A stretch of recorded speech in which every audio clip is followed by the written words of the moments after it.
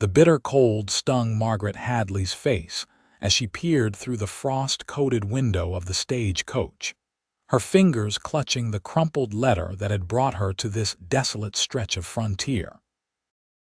Outside, the Colorado landscape had disappeared beneath a savage blanket of white, the snowstorm growing more ferocious with each passing mile. Alamosa was supposed to be her fresh start, and somewhere in this blinding wilderness waited a man she had agreed to marry but had never met. "Can't see a blasted thing," the stagecoach driver shouted over the howling wind as the horses struggled through deepening drifts. "Never seen a storm blow in so fast in all my years." Margaret pulled her woolen shawl tighter around her shoulders, her breath forming small clouds in the frigid air of the coach. At 22, she had left behind everything she knew in Boston: her position as a schoolteacher, the familiar cobblestone streets, the security of predictability, all for the promise of a new life with Matthew Farley, a cattle rancher who had placed an advertisement seeking a wife in the Eastern newspapers.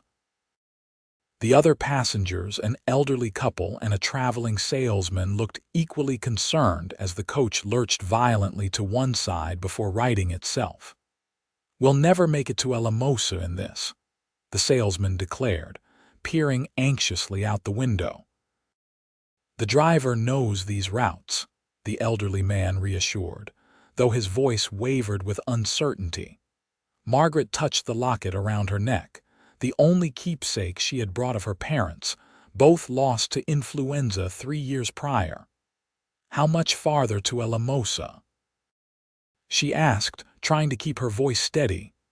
"Should be no more than 5 miles, miss," the elderly woman replied, "but in this weather—" The coach suddenly jerked to a halt, throwing Margaret forward.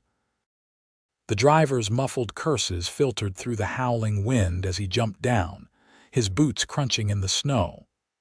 Moments later, the door swung open, letting in a blast of icy air and swirling snowflakes. "Roads drifted over completely," the driver announced, his mustache and eyebrows frosted white. "Can't get the horses through.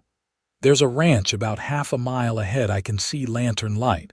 We'll have to make for it and wait out the storm." "But my fiancé will be waiting in town," Margaret protested, clutching her small valise. The driver shook his head. "Sorry, miss, it's shelter or freeze to death. No other choice tonight." With reluctance, the passengers disembarked into the blinding snow. Margaret's city boots provided little protection as she slogged through knee-deep drifts, the wind slicing through her coat like knives. The driver led them forward, one hand on the lead horse's bridle, the other holding a lantern that offered meager light against the darkness. After what felt like an eternity of struggle, a shadowy structure materialized through the swirling white. As they drew closer, Margaret could make out a substantial log ranch house with warm light glowing from its windows. The driver pounded on the door, his fist making dull thuds against the solid wood. The door swung open, releasing a blessed wave of warmth and the scent of coffee and wood smoke. A tall figure stood silhouetted in the doorway, a rifle held cautiously at his side. "Who's there?" The man's voice was deep and wary. "Stagecoach to Alamosa," the driver shouted over the wind. "Storm's got us stranded. 5 passengers needin' shelter." The man lowered his rifle and stepped aside. "Get in before you freeze solid." Margaret stumbled across the threshold, her fingers and toes numb, her skirts heavy with snow and ice. As the warmth of the house enveloped her, she raised her eyes to their rescuer and felt her breath catch. He was tall and broad-shouldered, with sun-bronzed skin and eyes the color of a summer sky. Dark hair fell across his forehead, and a day's growth of beard shadowed his jawline. He wore simple clothes, a flannel shirt, worn denims and suspenders, but carried himself with the quiet confidence of a man comfortable in his own skin. "Matthew Farley," he introduced himself, setting the rifle against the wall. His eyes widened slightly as they met Margaret's. "You're not from around here." Before she could respond, the elderly woman spoke up. Poor dear was headed to a limosa to meet her fiancé. Mail order bride, I'd wager. Matthew's expression shifted, something unreadable flashing across his features. "That's so." Margaret straightened her shoulders, trying to maintain her dignity despite her bedraggled appearance. "Yes, I'm Margaret Hadley. I was to meet Matthew Farley," he finished, a slow smile spreading across his face. "I was supposed to meet you at the stagecoach office tomorrow." Shock rendered Margaret momentarily speechless. Of all the ranches in Colorado, they had stumbled upon his. "Well, I'll be," the driver chuckled. "Seems the storm's done you a favor after all, miss." Matthew stepped forward, his eyes never leaving hers. 3 months of letters, and here you are." He took her cold hands in his warm ones, his touch sending an unexpected flutter through her chest. "You're worth the wait, Miss Hadley, even if you are a day early." The blizzard howled outside, but as Margaret looked into the eyes of the stranger who was to be her husband, she felt, for the first time since leaving Boston, that perhaps everything would be all right after all. Matthew Farley couldn't believe his eyes. The woman standing before him, her cheeks flushed from the cold, snowflakes melting in her auburn hair, was nothing like he'd imagined during those long nights reading her carefully penned letters. She was real, flesh and blood, and undeniably beautiful despite her travel-worn appearance. "Let me take your things," he said, suddenly remembering his manners. "Mrs. Peterson," he called toward the kitchen. An older woman with silver-streaked hair appeared, wiping her hands on her apron. "My word, what a night to have visitors." "The stagecoach got stranded," Matthew explained. "This here's Miss Hadley, the lady I've been corresponding with." He couldn't keep the note of pride from his voice. Mrs. Peterson's eyes lit up. "Well, isn't this a blessed surprise? Come in, all of you. Let's get you warmed up." As Matthew showed the other passengers to seats near the roaring fireplace, Mrs. Peterson ushered Margaret toward the kitchen. "You poor dear, you must be half frozen. Let's get you out of those wet things." Left alone with the other male passengers, Matthew found himself uncharacteristically nervous. He poured cups of strong coffee for the men, his mind racing with thoughts of the woman who had suddenly appeared in his home, a full day before he expected her. The stagecoach driver accepted the steaming mug gratefully. "Lucky break, landing at your doorstep of all places." "Providence," the elderly gentleman agreed, warming his hands around his cup. "The Lord works in mysterious ways." Matthew nodded absently, his attention drawn to the kitchen door each time he heard Margaret's voice. The letters they'd exchanged over the past 3 months had revealed a woman of intelligence and determination, someone who wasn't afraid of hard work or the challenges of frontier life. But letters couldn't convey the grace with which she moved or the quiet dignity she maintained even when soaked to the bone and exhausted from travel. When Margaret emerged from the kitchen, she wore a simple borrowed dress that hung slightly loose on her slender frame. Her damp hair had been combed back and secured at the nape of her neck, and though she still looked tired, some color had returned to her cheeks. "Mrs. Peterson has been very kind," she said, her eyes meeting Matthew's briefly before darting away.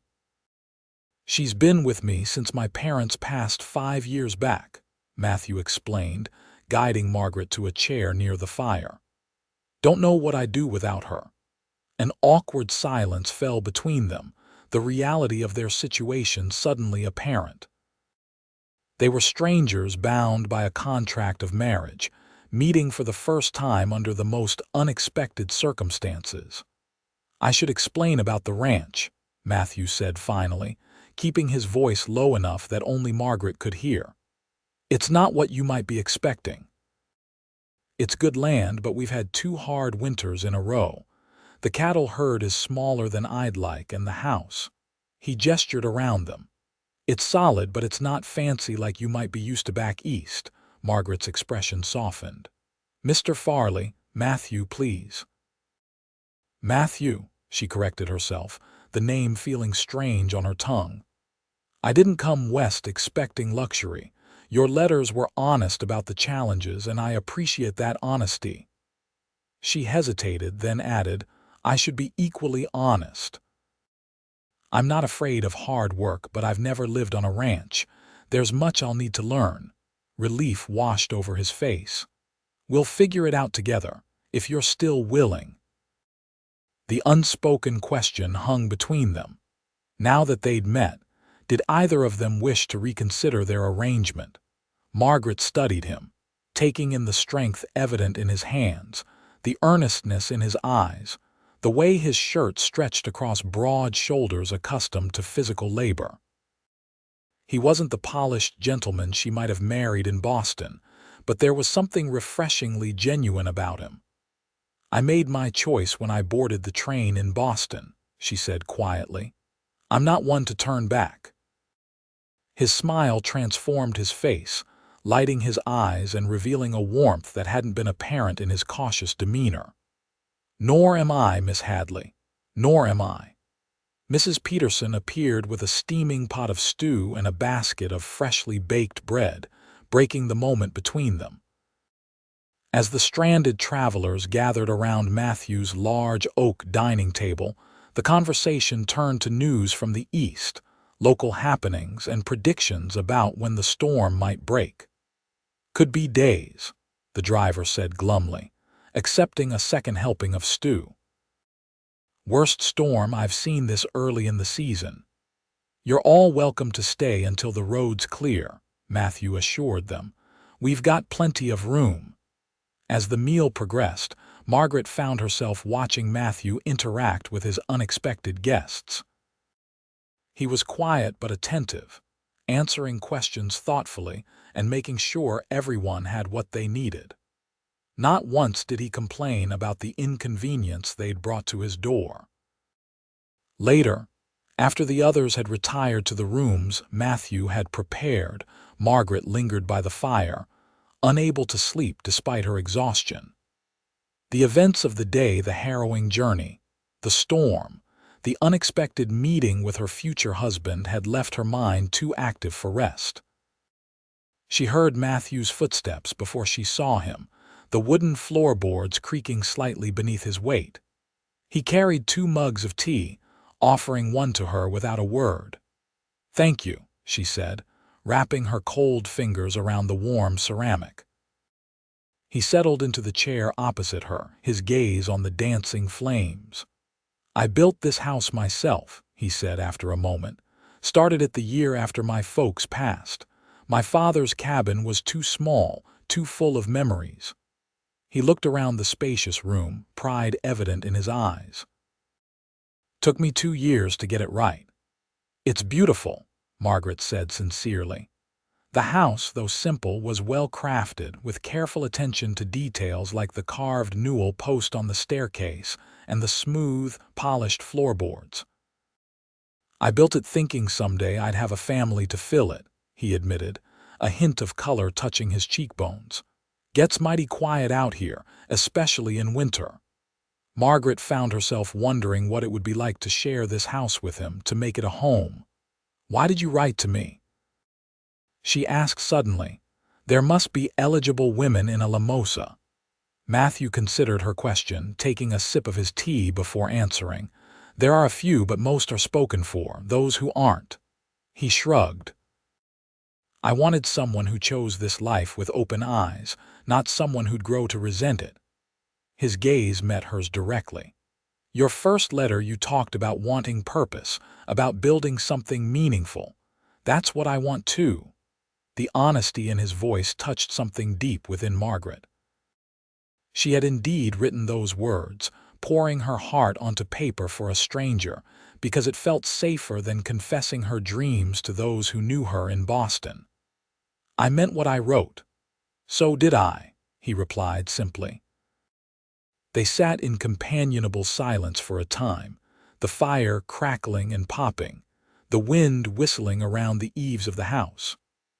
Margaret found herself studying his profile, the strong line of his jaw, the small scar near his right eyebrow. He was handsome in a rugged way that wouldn't have turned heads in Boston's refined parlors, but seemed perfectly suited to this wild land. "We should marry soon," Matthew said eventually, his voice low, "if you're still willing. The preacher comes through once a month and he's due next week." Margaret's heart skipped a beat.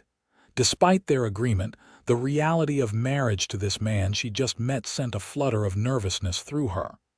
"Yes," she said, surprised by the steadiness of her voice. "That seems sensible." Matthew set his empty mug aside and leaned forward, his elbows on his knees. "I know this isn't how either of us planned it," he said carefully. "Meeting like this, strangers thrown together by a snowstorm. If you need more time—" "No," Margaret interrupted, surprising herself again. "I've had 3 months of your letters to know your character. I don't need more time to know that you're a good man, Matthew Farley." His expression softened, and for a moment, Margaret thought he might reach for her hand. Instead, he stood, towering over her in the firelight. "You should get some rest. Tomorrow, if the storm lets up, I'll show you the ranch." Margaret nodded, suddenly aware of how tired she truly was. "Good night, then." "Good night, Miss Hadley." He paused at the foot of the stairs. "I'm glad you're here, storm and all." As she climbed the stairs to the guest room Mrs. Peterson had prepared, Margaret found herself smiling despite the uncertainty that still lay ahead. Something about Matthew Farley's quiet strength and earnest manner calmed the doubts that had plagued her throughout her journey west. Whatever challenges awaited them, she suspected they would face them better together than apart. Morning arrived with dazzling brightness, sunlight reflecting off the pristine snow that blanketed the landscape as far as the eye could see. The storm had passed during the night, leaving behind 3 feet of fresh powder and a sky so intensely blue it almost hurt to look at it. Margaret stood at the window of her room, marveling at the transformation. Back in Boston, snow quickly turned to gray slush in the busy streets. Here, it created a vast, untouched canvas stretching to the distant mountains. A soft knock at the door preceded Mrs. Peterson's cheerful voice. "Breakfast is ready, Miss Hadley. The men are already up and seeing to the animals." Dressing quickly in her own clothes, now dried and pressed, Margaret made her way downstairs. The savory smells of bacon and coffee filled the house, making her stomach growl in anticipation. The elderly couple from the stagecoach sat at the table, chatting amiably with Mrs. Peterson as she bustled about the kitchen. The salesman was nowhere to be seen, but the driver stood by the window, peering out at the brilliant morning. "Road'll be impassable for at least another day," he announced as Margaret entered. "Drifts taller than a man in some places." "Mr. Farley says not to worry," Mrs. Peterson assured them, setting a platter of golden biscuits on the table. "You're all welcome to stay as long as needed." Margaret took a seat, accepting a cup of coffee gratefully. "Where is Mr. Farley?" "Out with the livestock," Mrs. Peterson replied. Man was up before dawn, checking on the cattle. "The cold can be hard on the young calves." Her tone held both exasperation and affection. "Always puts those animals before himself." The driver nodded approvingly. "Mark of a good rancher, land and livestock come first." Margaret considered this as she spread butter on a warm biscuit.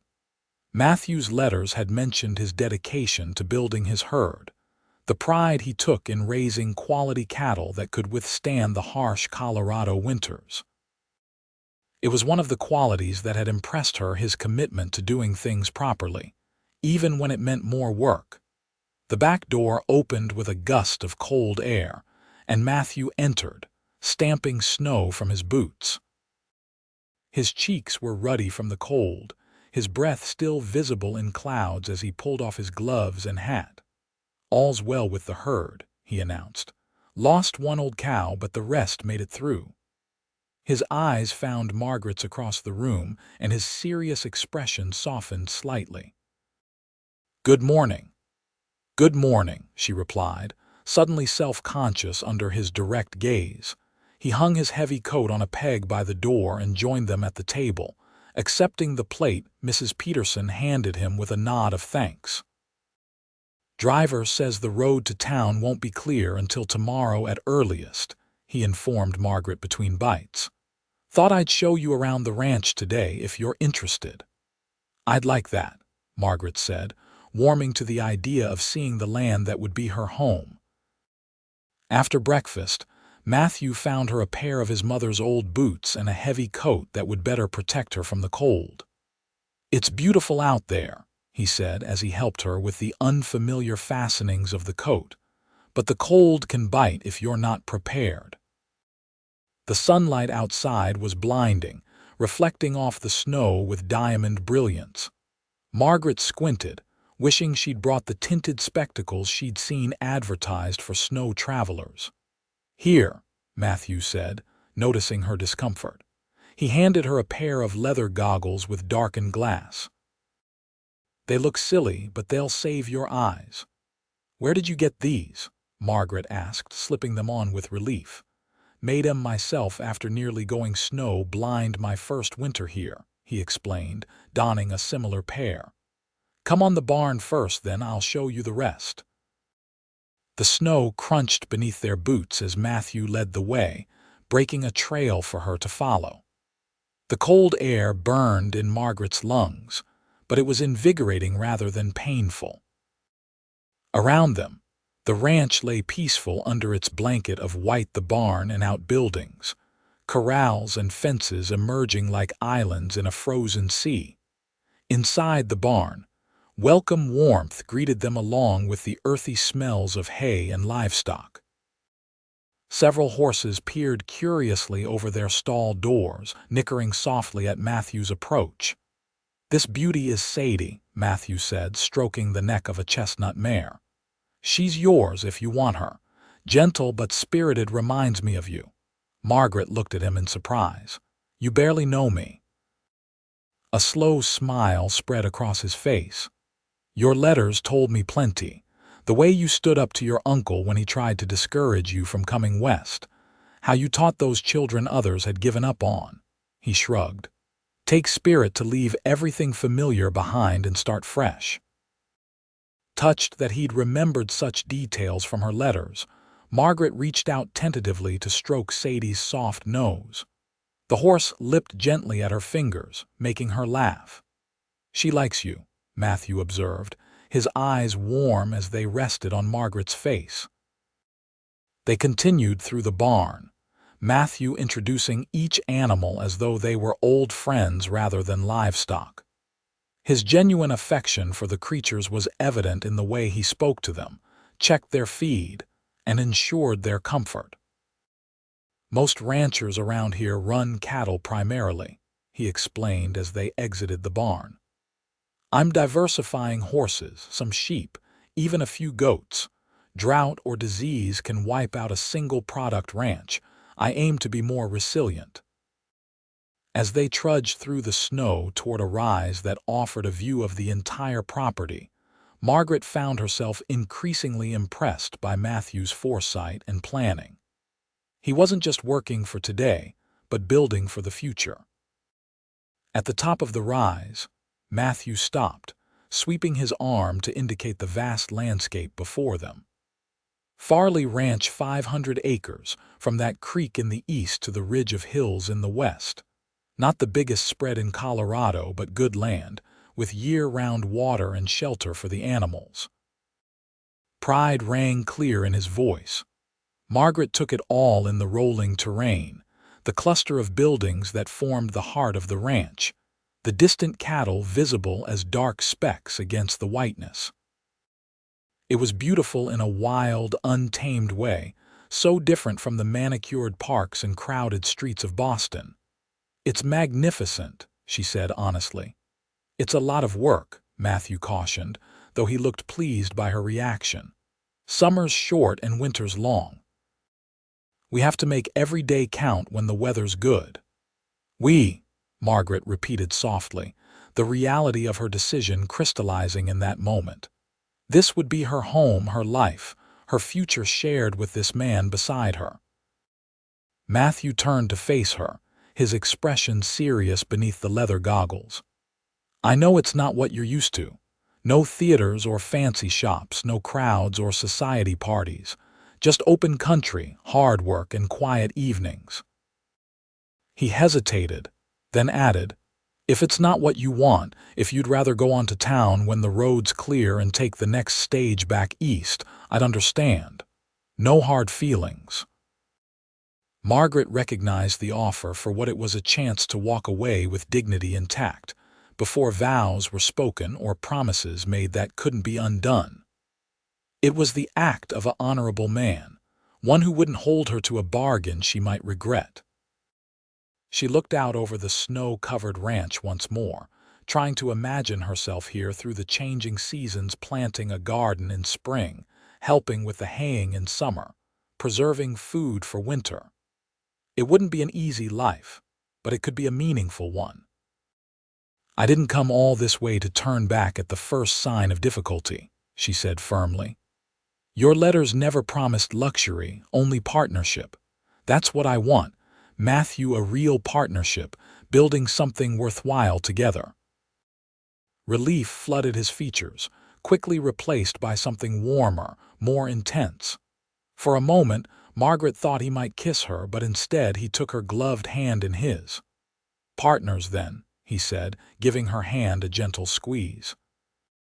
The walk back to the house seemed shorter, their conversation flowing more easily as the initial awkwardness between them began to dissolve.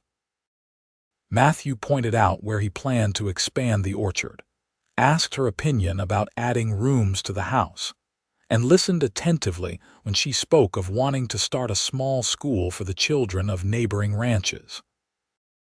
By the time they reached the house, cheeks flushed with cold and exertion, Margaret realized she was smiling more naturally than she had in months.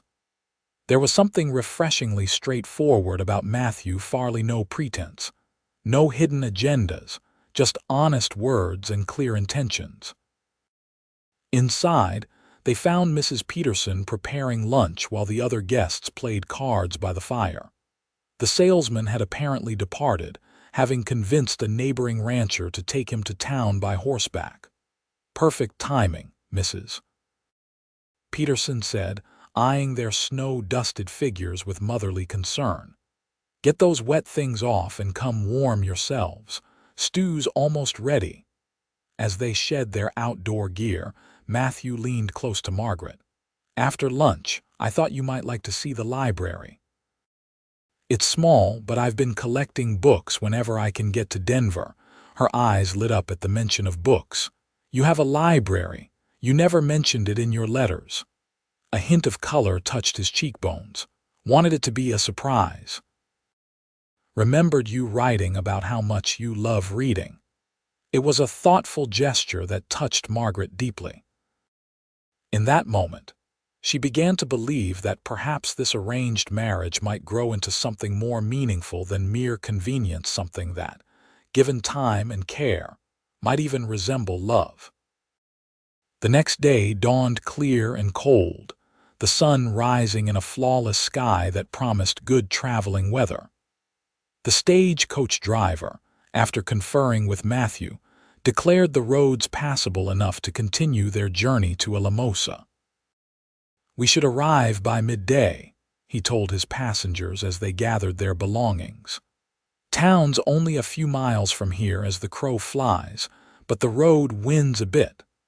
Margaret stood on the porch, watching as Matthew helped the elderly couple into the coach. Her trunk and valise remained inside the house, a silent statement of her decision to stay. The driver approached, hat in hand. Sure you don't want to come along, miss? We could have you in town proper before dinner. Thank you, but no, Margaret replied, her resolve firm. My place is here now. He nodded, understanding in his weathered face. Reckon that storm did you a favor after all. Not many mail-order brides get to see what they're signing up for before the wedding. With a tip of his hat, he climbed up to his seat, gathered the reins, and with a shout and crack of the whip, set the stage in motion. Margaret watched until the coach disappeared around a bend in the snow-packed road, a strange mixture of emotions swirling within her. The departure of the stage severed her last link to her old life, to the familiar and known. From this point forward, her path lay with Matthew Farley and the ranch they would build together. Having second thoughts, Matthew's deep voice came from behind her. She turned to find him watching her, his expression guarded. "No," she said honestly, just recognizing the significance of the moment. Relief softened his features. "Good. I was afraid you might change your mind when the opportunity to leave presented itself. Were you so eager to be rid of me?" She teased, surprising herself with the lightness in her tone. A slow smile spread across his face. "Not hardly. Was holding my breath the whole time that driver was talking to you." The admission warmed Margaret, chasing away the last of her uncertainty. "Well, you can breathe easy. I'm staying." Matthew's smile broadened, transforming his whole countenance. "In that case," he said, offering his arm, "let's go tell Mrs. Peterson to start planning a wedding feast. Pastor Williams should be through these parts in 4 days, weather permitting." 4 days, Margaret repeated, resting her hand lightly on his offered arm. So little time to prepare for such a momentous change, and yet she felt strangely calm about it all. As they stepped back into the warmth of the house, Mrs. Peterson looked up expectantly from her knitting. "Well, Miss Hadley has decided to stay," Matthew announced, his voice carrying a note of pride that made Margaret's heart flutter. Mrs. Peterson beamed, setting aside her needlework. "Praise be! I was praying you'd make the sensible choice, dear girl." She bustled toward them, hands already busy with plans. "Now, we'll need to prepare for the wedding. The pastor comes through on Thursday. Not much time, but we'll manage." While Mrs. Peterson chattered about food, flowers, and who to invite from neighboring ranches, Margaret felt a moment of panic. Everything was moving so quickly. In Boston, weddings took months to plan, with elaborate preparations and countless details to manage. Matthew must have sensed her unease, for he placed a reassuring hand over hers where it still rested on his arm. "We can wait longer if you prefer," he said quietly, his eyes searching hers. "Spring, even. There's no rush." But Margaret shook her head. "No, Thursday is fine." Waiting wouldn't change the essential fact that they were still virtual strangers embarking on a life together. Better to begin that journey sooner rather than later. The following days passed in a whirlwind of preparation. Mrs. Peterson insisted on cleaning the house from top to bottom, though it was already impressively well kept for a bachelor establishment.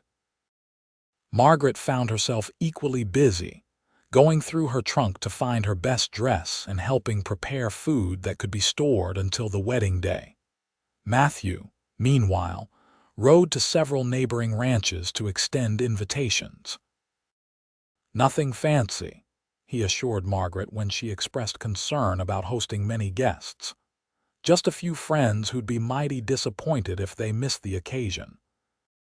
In quiet moments, often in the evening by the fire, Matthew and Margaret continued getting to know one another, filling in the gaps that letters couldn't cover.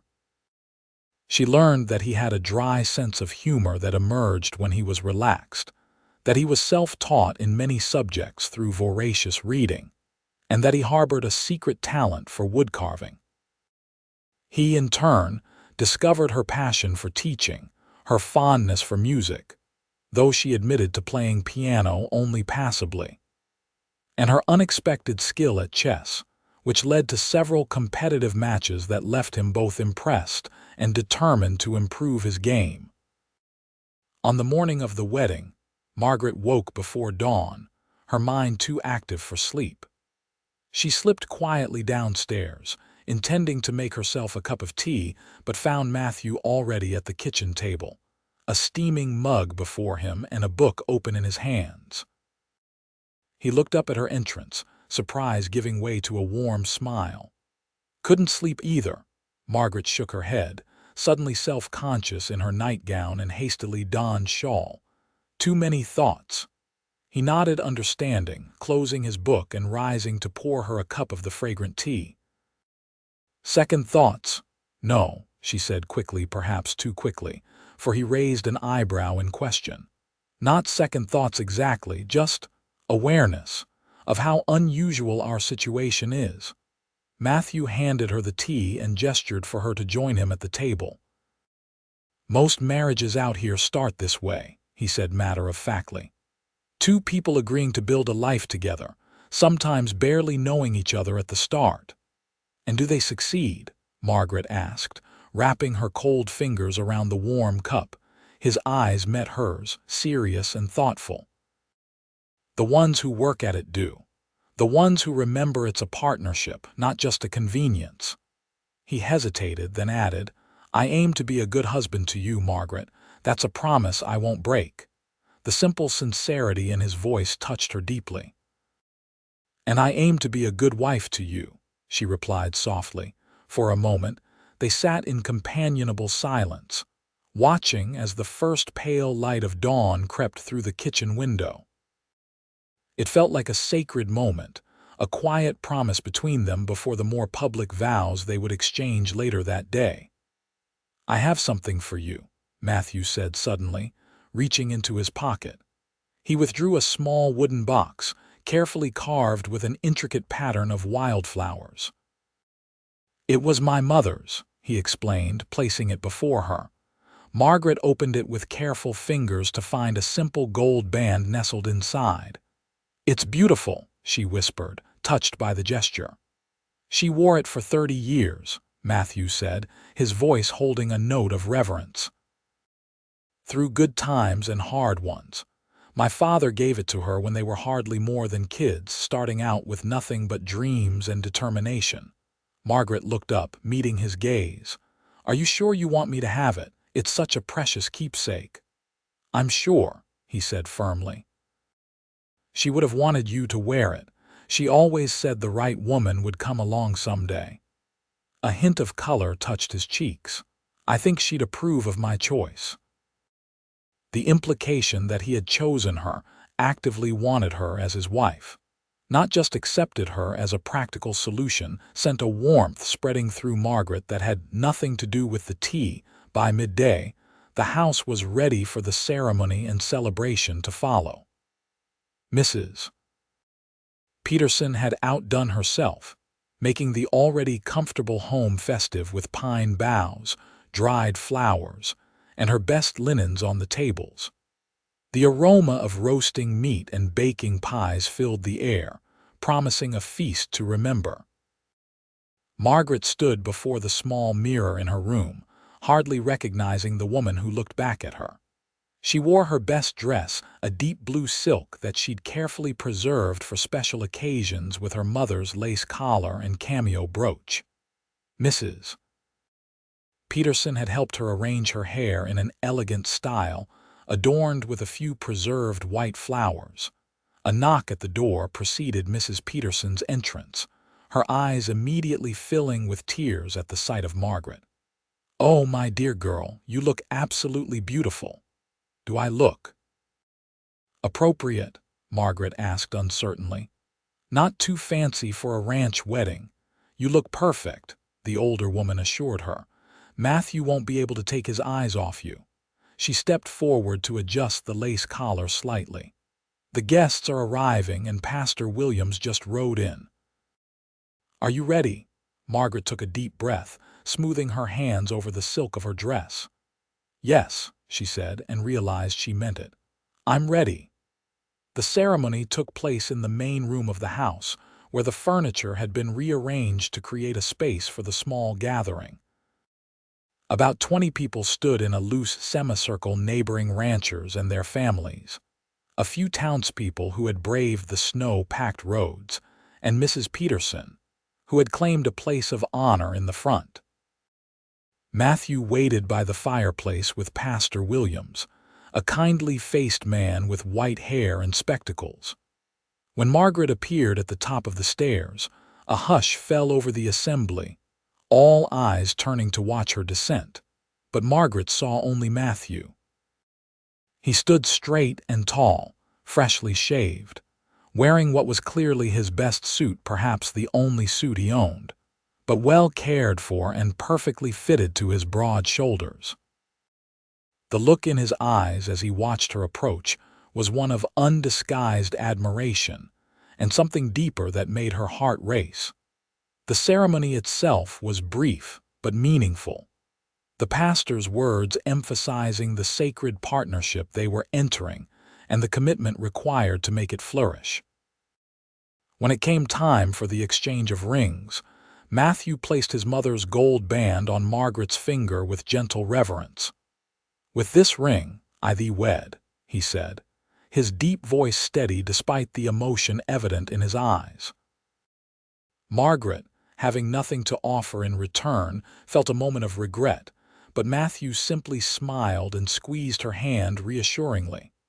"By the authority vested in me," Pastor Williams proclaimed, "I now pronounce you husband and wife." He beamed at them over his spectacles. "You may kiss your bride, Mr. Farley." For a heartbeat, Margaret felt a flutter of nervousness. They had never touched beyond the holding of hands, and now their first kiss would be witnessed by a room full of strangers. But as Matthew stepped closer, his eyes asking a silent question, she found herself nodding almost imperceptibly. His hands came up to frame her face with infinite gentleness, and then his lips were on hers, warm, soft, and surprisingly tender.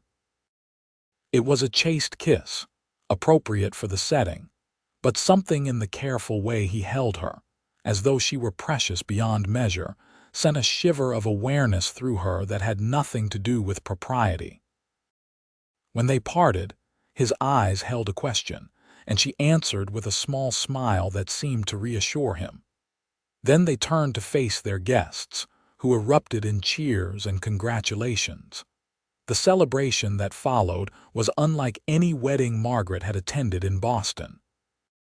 Instead of formal receiving lines and orchestrated dances, there was hearty food served family-style, spontaneous music when someone produced a fiddle, and genuine warmth from people who seemed genuinely happy for Matthew's good fortune. "You've got yourself a fine woman, Farley," declared a gruff rancher with a handlebar mustache. "About time you stopped rattling around this big house alone. Don't you listen to Jackson's teasing," his wife admonished, patting Margaret's hand. "We're all just pleased as punch to see Matthew so happy. Been worried about him these past winters, especially the hard one last year."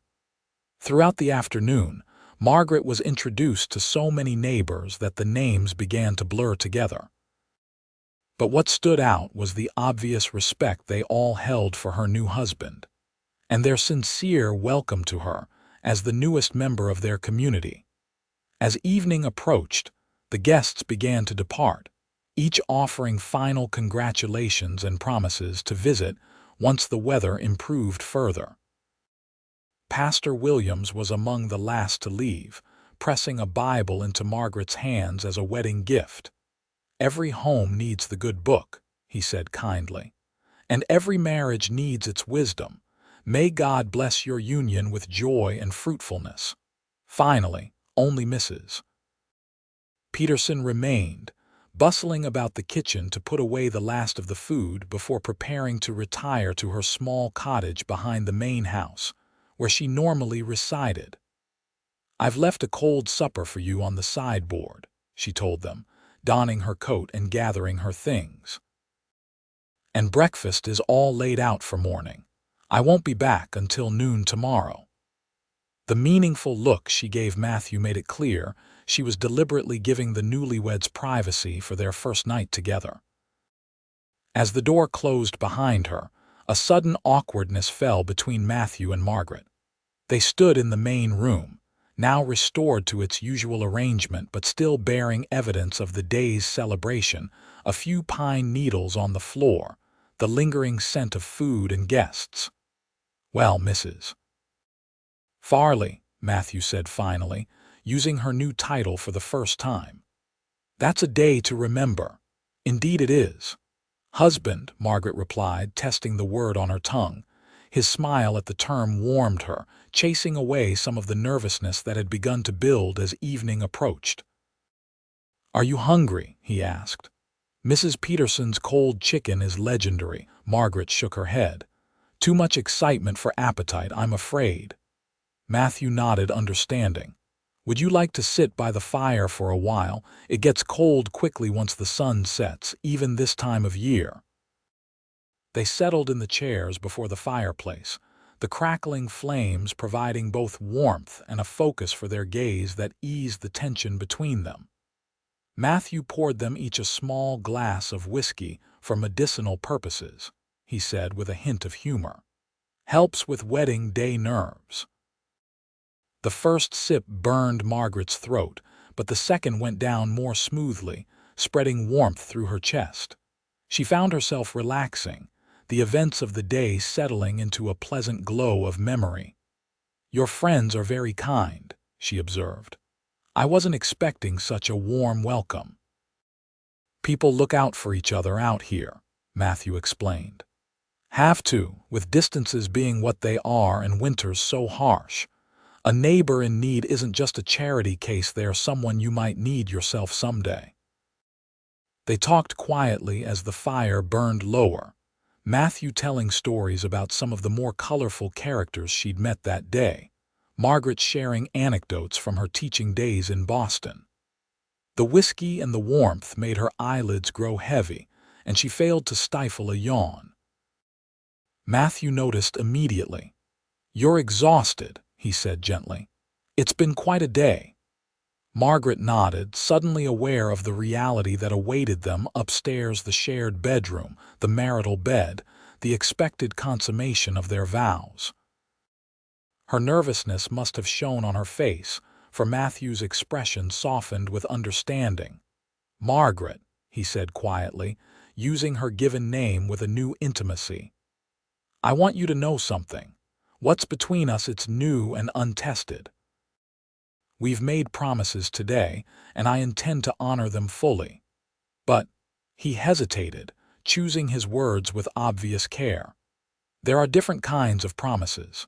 The legal ones we made before witnesses and the personal ones we make to each other."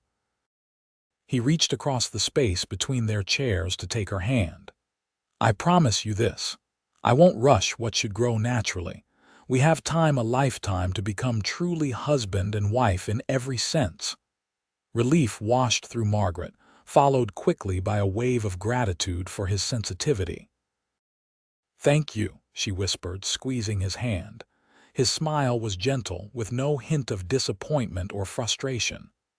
"Come," he said, rising and helping her to her feet. "I'll show you to our room. The house can be confusing in the dark."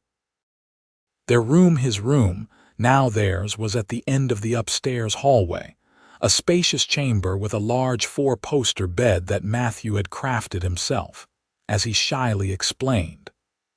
A small dressing room adjoined it, where Margaret found her trunk and belongings had been placed. "I'll give you privacy to prepare for bed," Matthew said, retreating to the door. "Take all the time you need." Alone, Margaret changed into her nightgown and robe, brushed out her hair, and completed her evening ablutions with hands that trembled slightly despite Matthew's reassurances. When she finally emerged from the dressing room, she found him sitting on the edge of the bed in his nightshirt, looking as nervous as she felt. He stood immediately. "I can sleep in the spare room," he offered, "if you'd be more comfortable." Margaret considered the offer, tempted by the reprieve it represented, but something in her rebelled against beginning their marriage with such separation. "No," she said firmly, "this is our room now. We should both sleep here." Relief and something like admiration flickered across his face. "As you wish." He gestured to the bed, which he had already turned down. "You take the side near the window. I know ladies often prefer the morning light for reading." It was a small consideration, but it touched Margaret deeply. She slipped beneath the quilts, conscious of Matthew extinguishing the lamp before joining her, careful to maintain a respectful distance between them in the large bed. "Good night, Margaret," he said softly into the darkness. "Good night, Matthew," she replied, her voice barely above a whisper. For a long while she lay awake, listening to his breathing gradually slow and deepen as he drifted into sleep. The strangeness of sharing a bed with a man with her husband kept her alert despite her exhaustion. But there was comfort, too, in his solid presence beside her, in knowing she was no longer facing an uncertain future alone. As sleep finally began to claim her, Margaret realized that the anxiety that had been her constant companion since leaving Boston had eased. In its place was a cautious optimism about the life she and Matthew would build together, a life founded not on passionate romance, but on mutual respect, shared purpose, and the possibility of deeper feelings to come. Spring came to the Colorado foothills with a riot of wildflowers and the fresh green of new growth. The transformation from the stark white landscape of Margaret's arrival to this vibrant tapestry of color and life still amazed her, even after witnessing the gradual change day by day. The months since her winter wedding had been a time of adjustment and discovery. She had learned the rhythms of ranch life, the early mornings and physically demanding days, the satisfaction of seeing immediate results from one's labor, the precious quiet evenings when work was done and the household settled. She had also been learning her husband, piece by piece, day by day. Matthew was a man of few words but deep thoughts, more comfortable expressing himself through actions than conversation. He was unfailingly kind, meticulously fair in his dealings with others, and possessed of a quiet strength that never turned to harshness. Their marriage had grown in small, careful steps. The initial awkwardness of sharing a home and a bed had gradually given way to comfortable familiarity. Matthew had been true to his word about not rushing their physical relationship. But as the weeks passed, small intimacies had developed naturally between them, a hand at the small of her back as they walked, fingers brushing while passing the coffee pot, a good-night kiss that lingered a little longer each evening. On this particular morning, Margaret stood in the kitchen garden she had established behind the house, surveying the neat rows of young vegetables with satisfaction. The soil here was richer than she had expected, and with careful tending, her garden promised a bountiful harvest. "Those beans are coming along nicely," Matthew observed, appearing at her side. He had been in the south pasture since dawn, checking on a cow that had calved during the night. "Another week of sunshine and they'll be ready for picking," Margaret agreed, brushing soil from her hands. "How's the new calf? Strong and healthy? Mother too?" Pride colored his voice. Every successful birth meant growth for their herd and greater security for the ranch's future. Their future. Margaret still marveled at how quickly she had come to think of the ranch as hers, not just his. Somewhere in the past months, without her noticing precisely when, she had stopped being a Boston schoolteacher temporarily transplanted to Colorado, and had become Mrs. Farley of Farley Ranch, with all the responsibilities and rewards that entailed. "I was thinking," Matthew said, his tone casual in a way that immediately alerted Margaret that what followed would be important. "The north bedroom, the one with the morning sun, might make a good nursery someday." Margaret's heart skipped a beat. They had not spoken directly of children, though the assumption of them had underlain many of their plans and discussions. "Yes," she said carefully, "it would." Matthew shifted slightly, his eyes on the distant mountains rather than her face. Been thinking it might be time to start working on filling it. A warm flush spread across Margaret's cheeks, but it wasn't embarrassment so much as a flutter of anticipation. Over the past months, her feelings for Matthew had deepened into something she was increasingly certain was love, not the passionate infatuation of romantic novels, but a steady, growing affection based on shared experiences and mutual respect. And yes, there had been moments when his touch had awakened sensations she had been raised to consider improper for an unmarried woman to acknowledge. But she was no longer unmarried, and Matthew was no longer a stranger. "I think," she said, meeting his gaze directly, "that would be a very fine idea." The look that passed between them held a new awareness, an acknowledgement of desires that had been building beneath the surface of their companionable marriage. That evening, after supper had been cleared away and Mrs. Peterson had retired to her cottage, they sat together on the porch swing Matthew had built as a surprise for Margaret's birthday. The spring air was cool but not cold, scented with pine and the distant sweetness of wildflowers. "Do you miss Boston?" Matthew asked suddenly, his hand covering hers where it rested on the swing between them. Margaret considered the question which he had not asked since those early days after her arrival. "I miss certain things," she admitted. "Books that aren't available here. Concerts. The bustle of a big city." She turned her hand to intertwine her fingers with his. "But I don't miss my life there. This is my home now." His thumb traced gentle circles on her palm, sending shivers up her arm. "Are you happy, Margaret? Truly happy?" The question held vulnerability beneath its simplicity. Margaret turned to face him fully, recognizing the importance of absolute honesty in this moment. "I am," she said softly. "Happier than I expected to be, happier perhaps than I've ever been." She hesitated, then added, "Are you happy with your mail-order bride?" Matthew's free hand came up to cup her cheek, his calloused palm warm against her skin. "Margaret Farley," he said, her married name a caress on his lips, "you are the best decision I ever made. Worth every day of waiting, every letter written, every prayer offered." And then he was kissing her, not with the restrained gentleness of their good-night kisses, but with a new hunger that awakened an answering desire within her.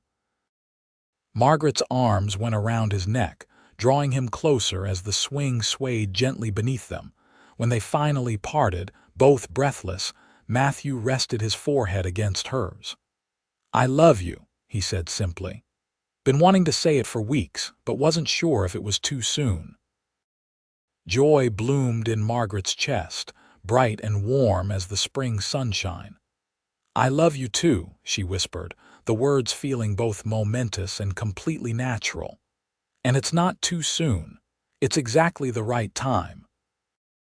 His smile in response was like sunrise breaking over the mountains, gradual, then suddenly dazzling. "In that case, Mrs. Farley," he said, rising and offering his hand. "Shall we retire for the evening?" Margaret placed her hand in his, allowing him to draw her to her feet. "Yes," she said, her voice steady despite the fluttering in her stomach. "I believe we shall." Later, in the privacy of their bedroom bathed in silver moonlight, Margaret discovered that some things need no teaching, only trust and tenderness. And as she and Matthew learned each other in this new, profound way, she knew with certainty that the snowstorm that had brought her to his door had been no accident of fate, but a blessing beyond measure. The following winter arrived with the same fierce intensity that had marked Margaret's journey to Colorado a year earlier. But this time, as the snow piled high around the ranch house and the wind howled across the plains, she watched the storm with contentment rather than fear. Inside, the house was warm and bright, transformed by the small touches she had added over the month's curtains at the windows, colorful quilts on the chairs, Shelves lined with the books Matthew continued to bring her whenever he traveled to Denver. It was a true home now, not just a well-built house. Matthew entered from his morning chores, stamping snow from his boots and hanging his heavy coat on its peg. "Storm's getting worse," he announced, crossing to the fireplace to warm his hands. "Might be snowed in for a few days." "We have plenty of supplies," Margaret assured him, her hand unconsciously moving to rest on the gentle swell of her abdomen, still easily concealed beneath her apron but a constant joy to them both.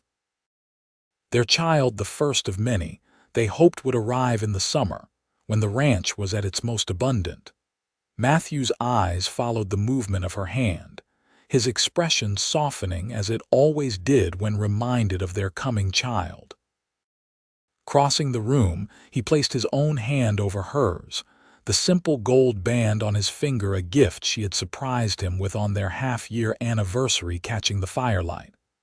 "Remember that first storm?" he asked, drawing her close. "When you arrived a day early and saved me the trip to town?" Margaret smiled at the memory, leaning into his embrace. "How could I forget?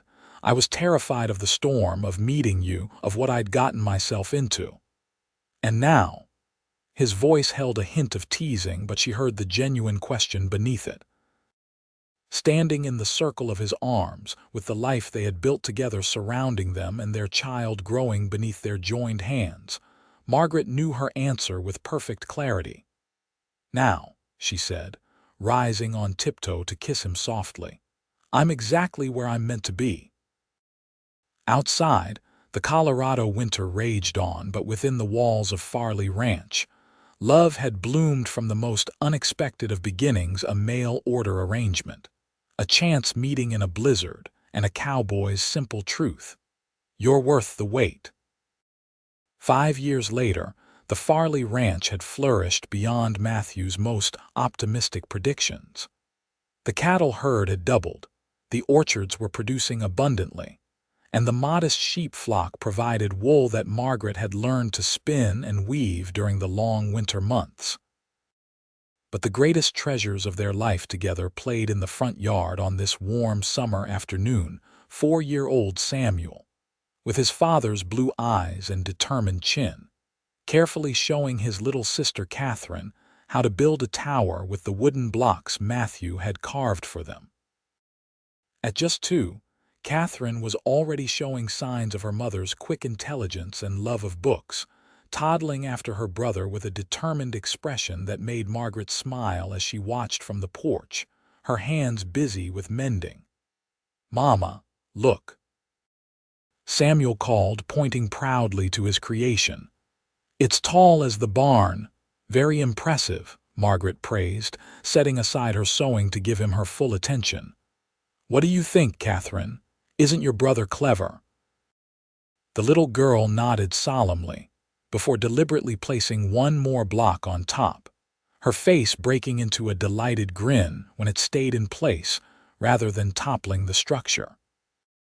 The sound of hoofbeats drew their attention to the road, where a familiar figure on horseback approached at an easy trot. Matthew had ridden out at dawn to help a neighboring ranch with a difficult calving, promising to return by afternoon. Samuel was off like a shot, running to the gate with Catherine trying valiantly to keep up on her shorter legs. Papa's home." Matthew dismounted in one fluid motion, sweeping both children into his arms with practiced ease. "There are my little ranch hands. Have you been helping your mama today?" As the trio approached the house, Margaret felt the same rush of joy that Matthew's return always brought, even after 5 years of marriage. The passing seasons had only deepened her love for this man who had taken a chance on a mail-order bride and had proven himself the most devoted of husbands and fathers. "Successful calving?" she asked as he climbed the porch steps, a child balanced on each hip. "Twin heifers, both healthy," he confirmed, leaning down to kiss her hello. "Jackson's mighty pleased, says it's thanks to that new bull he bought on your recommendation. Pride warmed Margaret's cheeks. Over the years, she had educated herself about cattle breeding, poring over agricultural journals and corresponding with experts back east. What had begun as an effort to be a more helpful partner to Matthew had developed into a genuine interest and area of expertise that neighboring ranchers now respected. "Mama made pie," Samuel announced importantly. "Apple pie for after supper, did she now?" Matthew set the children down, his eyes twinkling as they met Margaret's. "Well, that sounds like something worth hurrying home for." "Go wash up, all of you," Margaret instructed, shooing them toward the door.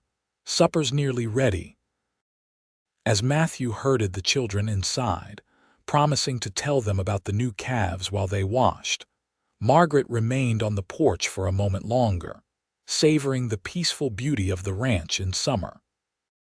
The fields were lush with growth, the trees heavy with ripening fruit, the distant cattle grazing contentedly in pastures that stretched to the horizon.